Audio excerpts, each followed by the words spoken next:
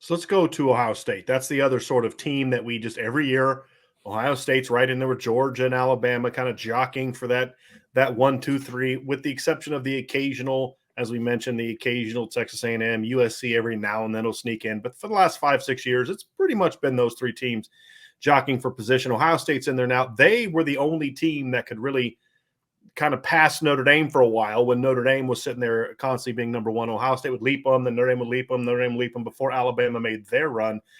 Buckeyes have kind of faded off a little bit, had a decommitment, obviously had a couple decommitments, right? And then just kind of stalled a little bit, but there's still some big pieces out there that Ohio State's still running for that shoots them right back up into this conversation here as we go into the fall and then as we get closer to signing day. Yeah, kind of unusual for OSU, not only to suffer those decommitments, including in-state tight end who flips to Alabama, of all places, to bring it back to that school, but kind of an unusual class, not in that they've got the best receiver class in the country. That is sort of to be expected, but really weak in the trenches, really light on defense. They've got 0 edge players committed. Now, a lot ahead for Ohio State. They're going to get all the great edges on campus, right? Sure. Keon Keeley in 2 weeks, Damon Wilson for that Notre Dame game. Mateo Uiagalelei is going to be back on campus. The Buckeyes squarely in that battle as well. So all is still ahead for Ohio State from an edge rusher perspective. But to have 0 on board right now for Larry Johnson is crazy to look at and consider, because you can't go get them all. You can't go grab all of those guys. So even though they did that at wide receiver, but you can't do that at defensive end and or edge, and that's really the biggest need for the Buckeyes in this class. So really, it kind of, for me, it profiles very, very simply. You've got a great group. Love the receiver class. Love the secondary. Brock Glenn is a nice developmental option at quarterback. The O-line group is good, not great. There's still some targets that could jump on board down the line, potentially. Okunlola, who we talked about, Monroe Freeling, a couple others that are still on the board. But can you hit on multiple edge recruits? If any program can do it, it'll be Larry Johnson and Ohio State. The track record speaks for itself. But the Ohio State pitch, if you will, the case for number one is pretty cut and dry. Can you wrap up an elite edge group or can you not? And it could be that simple in the end, because Bama's class is going to elevate just a little bit more. Obviously, Notre Dame's got some skill talent appearing to be on the way. I know we'll talk about that in a little bit. And Texas is kind of the high risk, high reward group of these 4. So if you're staying in the race from the Ohio State perspective, it really comes down to Keon Keeley, Damon Wilson, Mateo Uiagalelei, players like that. Can you jump in and solidify those? Desmond Umeozulu is another one coming off the board here soon. It appears as if maybe Ohio State's slowing down in that front. Right. So are they more confident with the big 3 we talked about? Can you pair these edge rushers with your Jason Moore and your Will Smith, some of the better interior guys that they have on board?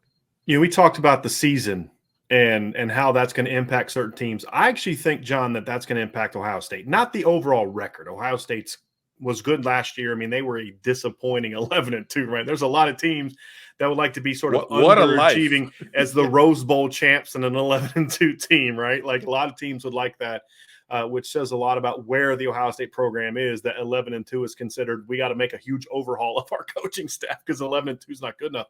But that's exactly right there where I'm talking about. They did have the poor defensive play last year. Brutally bad defense for Ohio State last year by their standards. Second year in a row, they had a really down year on defense. Obviously, they had the great year under Jeff Hafley in 2019. Last 2 years really struggling. Overhaul things. Jim Knowles comes in, right? Bring in 2 new secondary coaches. Larry Johnson is still there, right? The legend Larry Johnson is still there. If Ohio State can bounce back defensively and start to kind of get closer to what they were in 19 and even more so back in 14 and 15 when they were just, I mean, we were talking about this the other day and a buddy of mine says, you're just not going to get 4 studs in the secondary. I was like, do you remember that team Notre Dame played in the Fiesta Bowl in 2015? Yeah. Oh, yeah. The team where Marshawn Lynch couldn't get into the starting lineup? Yeah, that's the exception to the rule. Marshawn Lattimore, yeah. Marshawn Lattimore, excuse me. Yes, Marshawn Lattimore. Couldn't get in the starting lineup. But that's the thing I think for Ohio State is that of Alabama and Ohio State, obviously Alabama is what they are. Ohio State actually think they do have an on-field result that could sway them more than what anything Georgia or Alabama could do because of the fact that they won with a one-dimensional team last year. If Jim Knowles can get that defense rolling, then I think that could be something that could secure their ability to kind of close, because it's about closing, right, John? I mean, you mentioned all those guys. Who right now would you predict they get of that group? It's not a lot of them, right? Yeah, So it's the tough. product on It's the tough. field is going to be very important for Ohio State this year on defense. Yeah, it's a great point. And look, they've got everything in front of them, obviously, right? You know, the offense is going to be as explosive as anything we've ever seen. And they've got the best early season game. Let's be honest, the best potential for that early season atmosphere with Notre Dame coming to town, all the storylines and how small the numbers will be next to these programs' names when they do finally face off here soon. You know, that visitor list, that atmosphere is going to be nuts. So how well do you capitalize off of that? I think will say a lot about Ohio State. But yeah, it's hard to predict today any one of those edges ending up at Ohio State, like in a very secure fashion.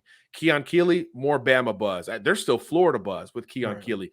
Damon Wilson, Alabama, Miami, very much involved in that race. Georgia, another one in that conversation. And then with Uiagalelei, he's an LA kid. USC, heavy on him. Oregon, heavy on him. His brothers at Clemson, they're in the mix there. So you could really build the case almost against any of those elite pass rushers ending up in Columbus. But of course, they will all be on campus one more time, and you feel good about their chances once they do get them back in town. But you still got to close. And I think the on-field product, that's a great point, BD.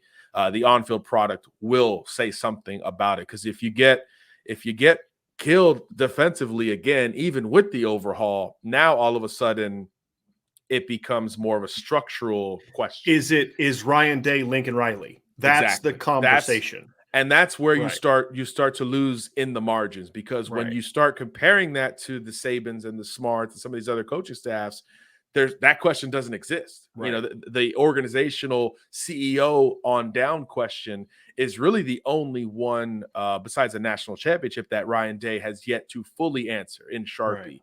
So I think there's a lot at stake for him this year. He probably knows that relative to what he's already experienced in Columbus and losing Michigan last year on top of it. So I do think that it's really fascinating on the field for Ohio State, more than people realize. You're convincing me as we talk about it. I like it. But if it goes right, though, it's the flip argument. Hey, look at the hires he made. He pushed all the right buttons. Yeah, that's a guy that I believe in, because if we do something doesn't go right, he's going to make the changes and get it right. That's what Urban did, right? Like, you know, Urban made some bad hires in his tenure. You know, Everett Withers wasn't that guy at defensive coordinator. So what does he do? Gets rid of him, brings in Chris Ash, national championship. Promotes Tim Beckett and Warner to co-offensive coordinators. They get blown out 31-0 in the college football playoff. What does he do? Gets rid of him, goes out and brings this guy named Ryan Day in, right? Kevin Wilson. Now, all of a sudden, you know, fast forward 5 years later, and you're talking about Ohio State having the best offense in college football. So, you know, the Urban was able to do that. Can Ryan Day push those buttons? I think that's one of those last things that he needs to prove as a head coach. Is he just a great offensive mind, or is he a great head coach? I don't think Lincoln Riley's ever shown that. Lincoln Riley's shown he's a great offensive mind, but he hasn't been able to push those buttons to get the defense going. I think if Ryan Day can do that, all of a sudden, a lot of the questions that seem to be existing right now for Ohio State on defense get answered. And I think you could see Ohio State close at a really high rate, and not just close on the guys on the board, John, but then, hey, so-and-so kid committed elsewhere. Yeah. Remember those doubts you had when you chose such and such school this summer? We proved you wrong. And that's the other part of it that I think, like I said, of Notre Dame, of this conversation, I think Notre Dame, Texas, and Ohio State all have a lot that they need to prove on the field. And that hasn't been the case for Ohio State in recent years. And I think that could have a big impact. And if you're the Buckeyes, you're in a good place, right? I mean, you're still a top 3 to 4 program with questions. If you answer those questions, you're going to see them make a run. Yeah, the ball's in your court. It's totally in your court. So everything's in front of you. And again, the schedule is in front of you too. It sets up better for you than just about any other team that we're talking about in this conversation. So it's really on you to make it or break it. So yeah, that'll be fascinating.